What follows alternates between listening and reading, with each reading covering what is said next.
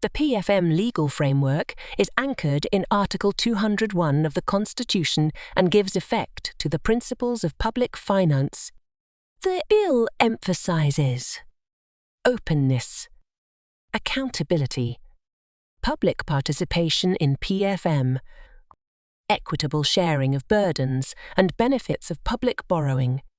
Equitable sharing of revenues and fiscal discipline is observed. Article 189 of the Constitution requires national and county governments to have autonomy in the management of their finances and in setting their priorities. Chapter 12 and the 5th Schedule of the Constitution set out the PFM legal instruments that are to be enacted. The PFM Act envisages the mirror treatment of the roles and responsibilities of key institutions involved in public financial management at the 2 levels of government. The main objectives of the PFM Act are to promote good financial management at the national and county government levels. 2. To have one overarching legislation applied to both levels of government instead of several PFM laws. 3. To comply with constitutional requirements to enact legislation on public finance. These would in turn facilitate effective and efficient use of limited resources.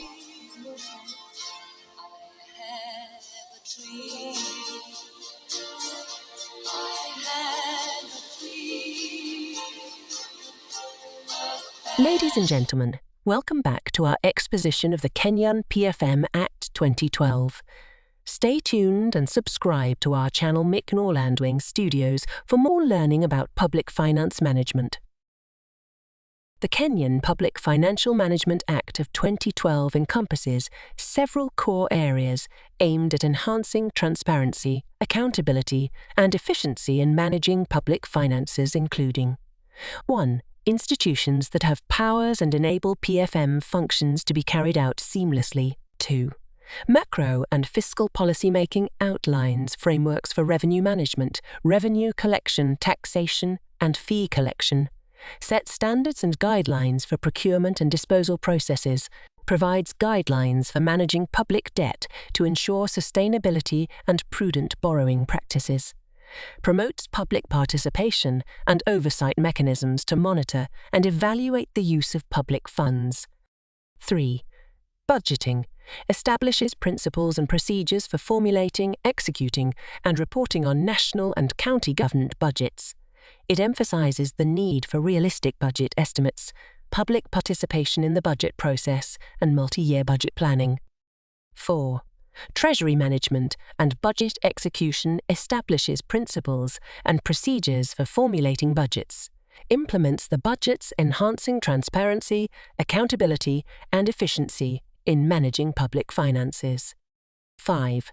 Accounting and audit defines reporting requirements for government entities, ensuring timely and accurate financial reporting. It emphasises the need for regular audits and transparency in disclosing financial information to the public.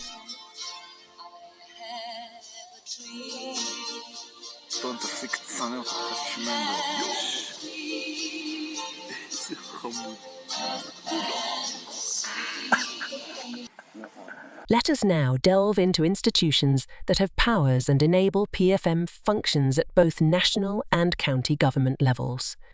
1.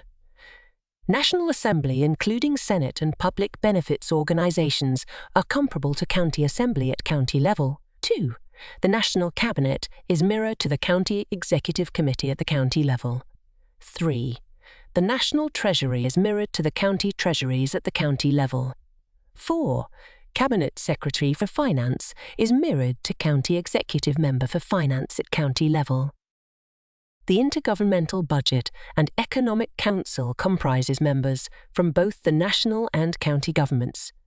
On the other hand, the Technical Committee reviews any discretionary national intervention by the Cabinet Secretary in the financial management of county governments.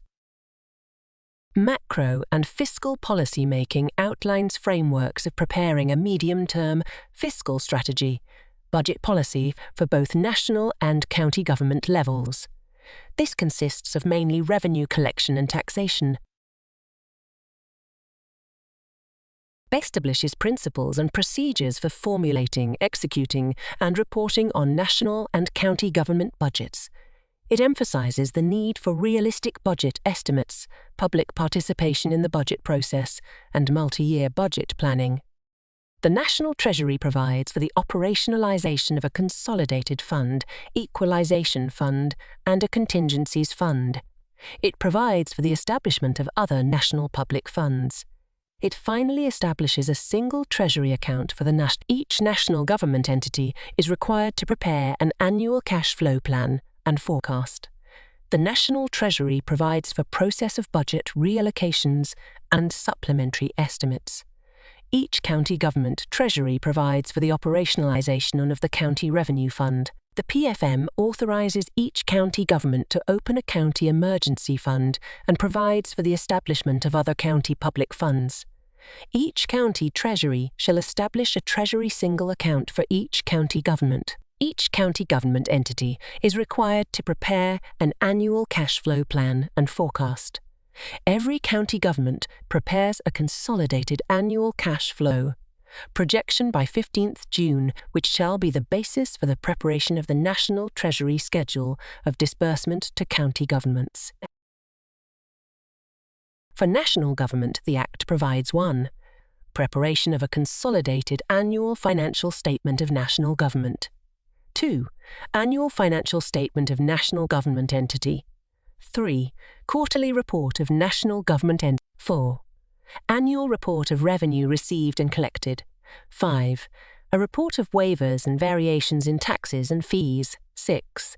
An annual financial statement of a national public fund. 7. A quarterly report of a national public fund. 8. A separate report by state corporations sections 88 and 89. The Act provides for county governments to 1. Preparation of a consolidated annual financial statement of county government. 2. An annual financial statement of county government entity. 3. Quarterly report of county government entity. 4. An annual report of revenue received and collected. 5. A report of waivers and variations in taxes, fees, and charges. 6. 7. A quarterly report of a county public fund. 8. A separate report by county corporations 184.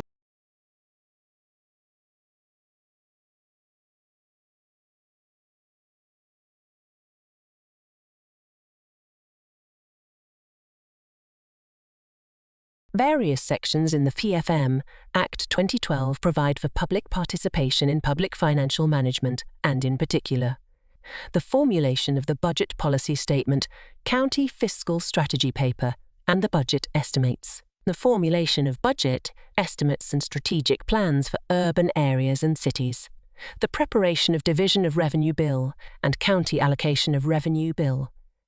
County Budget and Economic Forum provides a platform for public participation in county planning and budgeting. Section 207 of the PFM Act 2012 requires development of regulations to prescribe further guidelines for public participation in public financial management. A requirement for publication and publicising of budget documents and reports enhances public participation.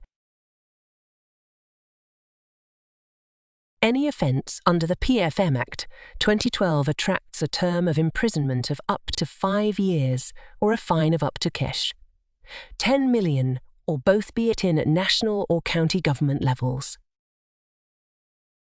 As we conclude this insightful training on the Public Finance Management Act of 2012 of Kenya, we hope you've gained a comprehensive understanding of the crucial principles and practices outlined in this legislation. Your commitment to enhancing your knowledge in public finance management is commendable, and we trust that the insights gained during this training will prove invaluable in your professional journey. To stay updated on the latest developments, discussions, and in-depth analyses related to the PFM Act and other relevant topics, we encourage you to subscribe to our YouTube channel.